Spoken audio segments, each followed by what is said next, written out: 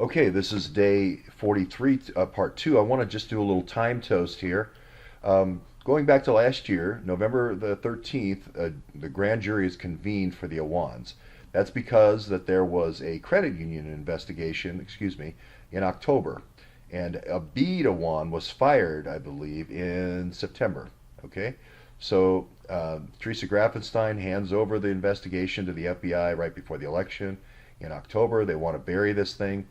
um, excuse me, the Abid Awan was fired over here on September the 15th. Again, they don't want to have Imran Awan being fired right before the election, so they have Abid Awan being fired. Okay, well, that just seems like an unrelated thing.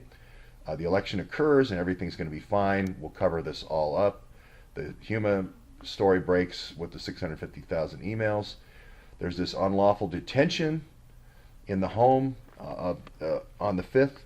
Now, that could be Galani. That I really think what it is Imran sort of a high-end concierge service. He's sort of like an executive concierge for the Four Seasons. I'm even going to say that these sheikhs, when they come to the Washington, D.C., they stay in Foggy Bottom at the Four Seasons in Foggy Bottom. I've walked by it, the recessed entry, the everything. It just looks like, Imran driving up in a Bentley for the oil sheikhs, to spend time there, and then he can drive them down to M Street and spend $3,000 a night. All very close to each other. All these places are very close to each other. So maybe that's why Best Limo is so close to Imran's house. But anyway, the night of the burglaries occur on the 20th. They give a false image. Becerra gives a false image of the server. That gives them time to get out of the country. 2 weeks later, the Capitol Police finally get the correct image, so that the destruction of evidence doesn't really work.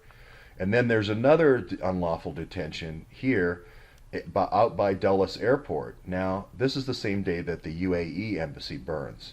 So now Trump's in charge now. Trump could fire the FBI director. I don't think he has done that yet at this point. But now there's all these different agencies that could be investigating this. So they burn the UAE embassy down, and I think they take the girls back here to Dulles Green. Now, did Imran really unlawfully detain somebody here? I don't think so. I think it was an oil sheikh where the girl tried to leave, and where that one of the strippers that Imran had recruited here was trying to get out a window, and the oil sheikh, either hit her or stabbed her or whatever. Something happened here. You can't completely, if you're Fairfax County, you can't completely let this go. So Imran has to take the rap, and I don't really believe Imran's hitting these girls. He's actually just covering for these oil sheikhs. So anyway, there's these three people that are fired in and around. They say March 1st. Jamal, Hina, and Imran, okay, are fired from Congress. Now remember, Abid was already fired. Now none of these people have accepted service yet. Just to let you know, we're about 2 months in. Nobody has accepted service yet. So they're all avoiding service. Well, we know that Hina was arrested at the airport on March 5th. Now normally, if you're getting away with something, you don't race out of the country. It normally occurs when something breaks, like somebody says, hey, somebody stole something here. Who did it? Well, that's exactly what happened over at the DHS.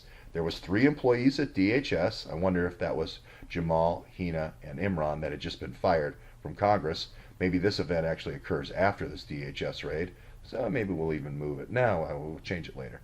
Now let's change it now. Well, let's make it the 10th.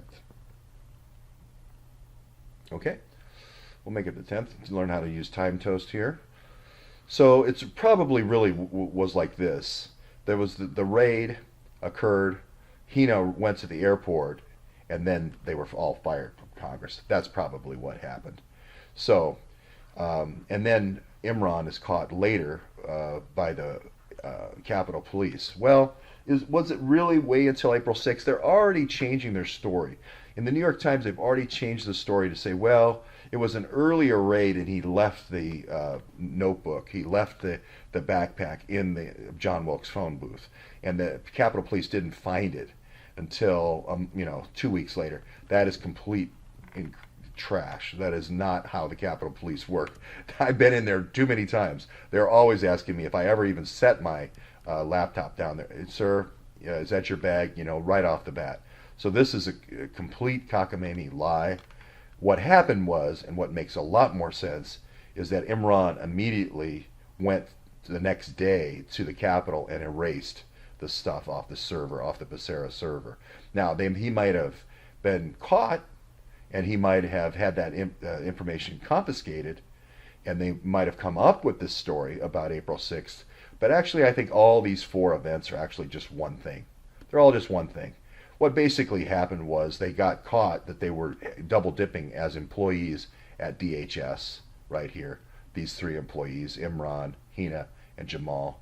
They got caught double dipping. They knew that they were also double dipping at Congress, which meant that they could go get the congressional records, right? So he erased all of his records here in Congress, made all the backups. He's getting ready to go. He gives Hina the drives. She leaves and goes to Pakistan. Andy McCabe goes out to the airport and makes sure that she can go. And actually, I think Hina is taking some of this equipment, and then these are going to be blank drives. I doubt very seriously that the image on these drives is going to be the image, an appropriate image. I think it's going to be a fake image.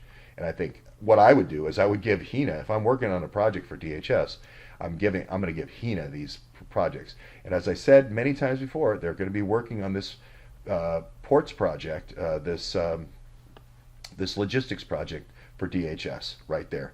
And it's the case management system. Again, they have a close relationship with Teresa Grafenstein, the Inspector General down here. They're working with a case management system up here with the Inspector General Roth up here. Okay, same case. I think it's going to be the same case management system here as Penn Fed, Navy Federal Credit Union, DoD, etc. I think it's going to be the same management system. As a matter of fact, it says these three employees were working on this case management system in this article, in the New York Times article. Here's where the New York Times just has to come clean. This is making Sean Boberg look bad. It's making the New York Times look bad because you're deliberately leaving out the who, what, when. You're reporting the what, but you're leaving out the who, you're leaving out the when, and you're leaving out the why. The why is they were trying to cover up this spy ring in Congress.